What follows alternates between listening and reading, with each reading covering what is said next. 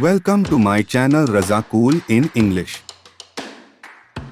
So friends, in today's video I am going to tell you that if you have Electrolux split AC and the remote of that AC looks something like this and your AC remote is not working properly or the remote is damaged and you are in emergency if you want to use your AC from mobile, then today I am going to tell you how you can use AC from mobile very easily.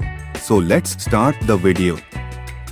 Before using AC from mobile, you should note that if you have a Xiaomi Redmi phone, then only you can use AC from your mobile, that too without Wi-Fi connectivity, and you can use your AC offline anytime.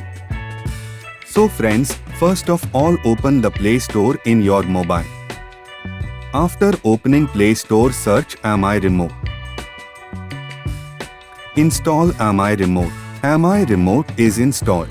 Now agree to all terms and conditions of Mi Remote. Now you touch in Add Remote. After that the main page of Mi Remote app will open. In the main page you go to the AC symbol. Now pay attention that you turn on the main supply of your AC. And now search and find Electrolux. Now go to Electrolux and now how to use AC remote, use your mobile in the same way. And now you can see in mobile screen, checking available configuration 1 to 17. Now you can see blue color power button in mobile.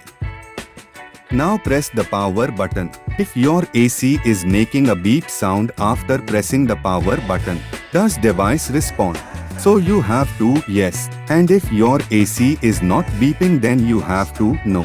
After that second remote will come. If your AC is not connecting, then continue this process further by doing no. And you have to no, keep doing it until your AC is making the beep sound. Now my AC is making beep sound in first time, so now I will touch yes. Then press the power button again. Now you can see in the screen, has the device turned off? So you do yes. Now paired will come in the next page. Now you touch in paired. After that your remote will be fully created. Now you can use your AC very easily with this remote.